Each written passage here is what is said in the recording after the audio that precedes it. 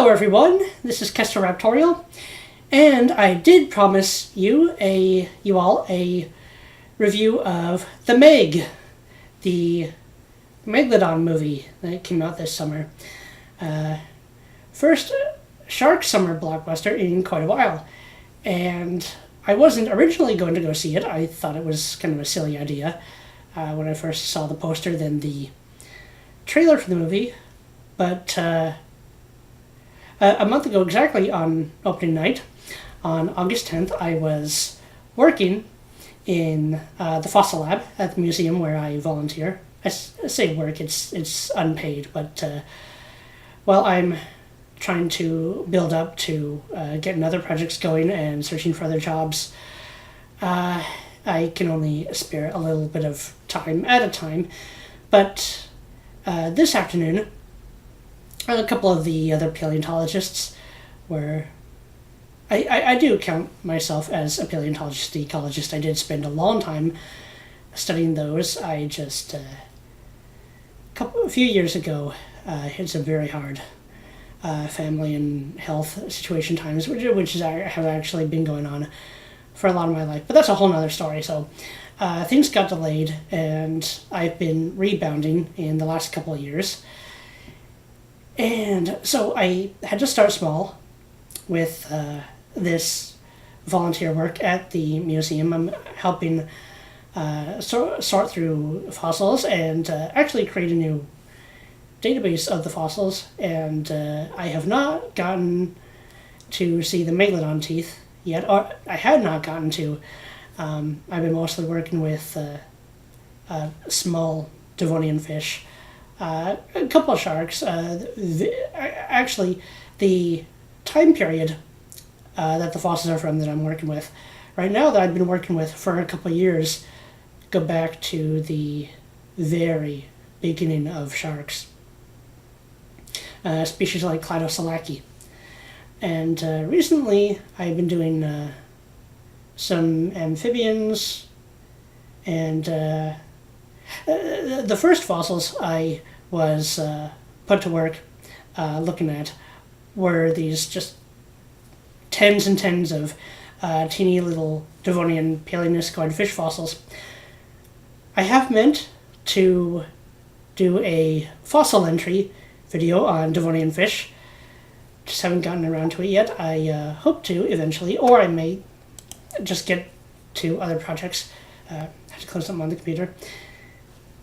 Anyway, so a month ago, on opening night, some of the others were going to see the movie. We're actually going to host the premiere opening of the movie, and we're bringing along the Megalodon teeth. So I said, you know what, I'll come along. And I didn't get to go with them. I had to find my own ride.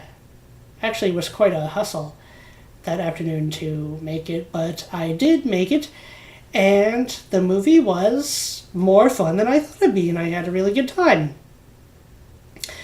So, I put off making this review video till a lot of people could go see the movie. I was going to do it after 3 weeks, caught a little bit of a very strange cold last week, so was put off another week. But now, finally, here it is. So, as I mentioned, there have been Megalodon movies before.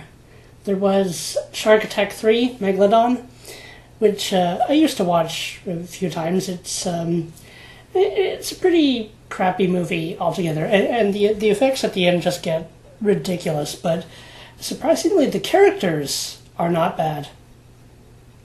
There's the Mega Shark versus Giant Octopus, which is a god-awful disaster. Not even entertaining. The Meg is a lot of fun. And the screenplay for this movie was based on a novel by an author named Steve Alton, who I've not heard of before, but wrote a number of additions to this book. Originally came out in 1997, Meg, a novel of deep terror. And this book's prologue gets something very wrong that the film, in fact, well, doesn't exactly fix. It fixes by just not having it. The prologue is a scene of a Tyrannosaurus rex pursuing a herd of Shantungosaurus, a dinosaur in the same lineage group as Parasaurolophus, into the water and suddenly gets attacked and swallowed by a Megalodon shark.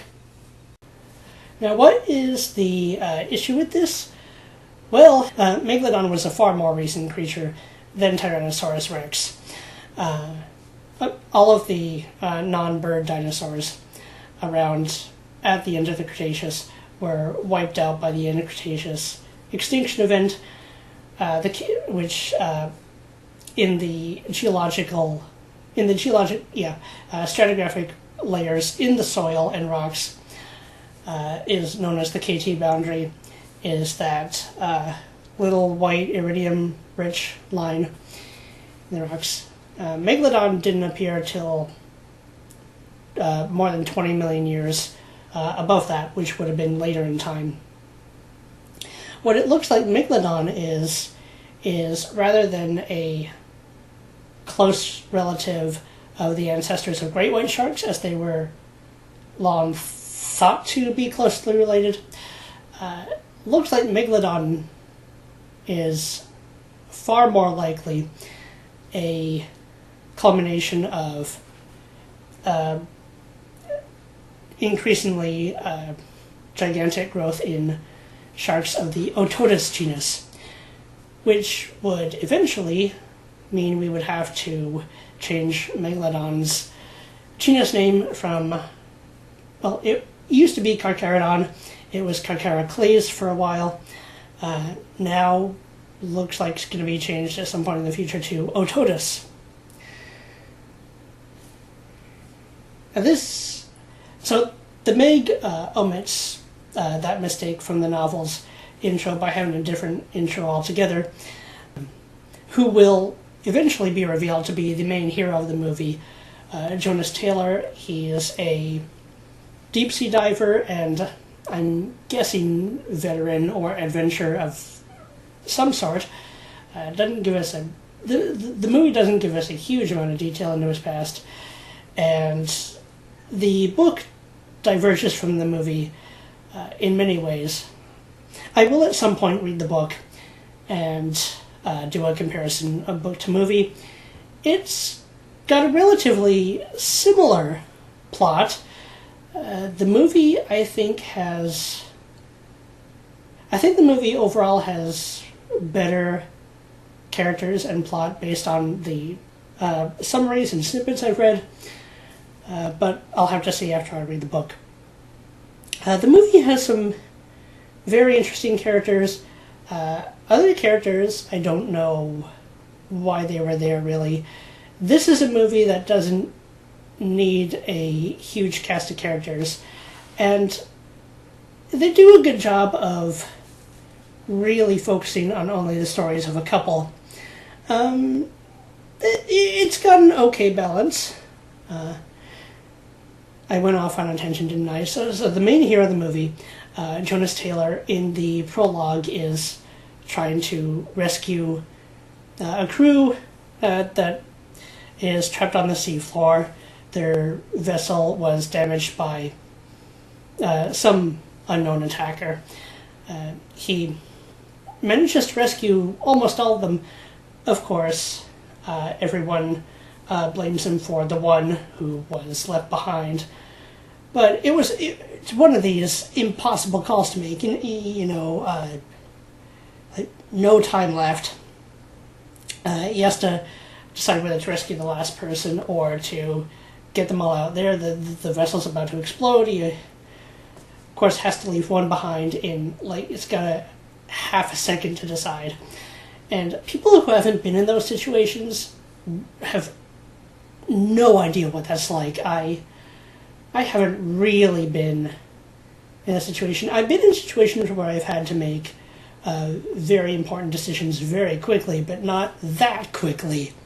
And not that heart-wrenching either, so yeah. most people don't get those kind of situations. But anyway, the story is there's this undersea research facility, research base. That's a beautiful facility. It really very strongly reminds me of the trying to remember the name, the Harakert Rift station from KOTOR, which is another undersea research base that you will visit if you play that game, the original Knights of the Old Republic. Once you get to the planet Manan, the ocean planet, near the end of that planet's quest, you will visit the underwater Harakert Rift and meet not Megalodon, but some very aggressive sharks that you have to decide how to contend with.